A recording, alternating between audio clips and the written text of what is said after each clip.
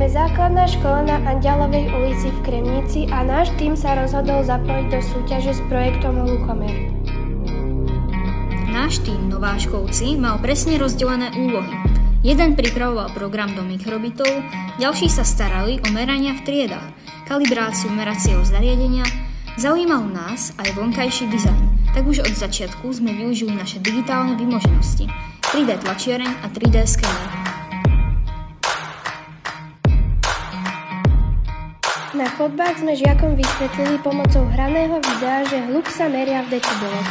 Cez zvukové nahrávky sme predstavili rôzne zvuky, ku ktorým sme priradili decibely a doplnili sme informáciu, kedy je zvuk ešte pre človeka bezpečný.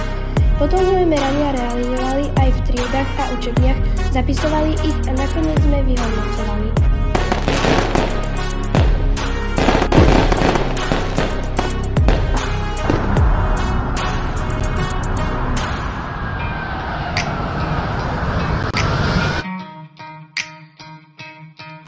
Mikrobit nám vždy pri prekročení bezpečnej hodnoty ukázal zamračeného smajlíka. Cieľom meraní bolo určenie hladiny intenzity zvuku vo vybraných priestoroch školy a nakoniec sme ich porovnali s hygienickými normami. Naučili sme sa, že meracie metódy a program sme museli upravovať. Tešili sme sa a zažili sme s mikrobitom zábavu.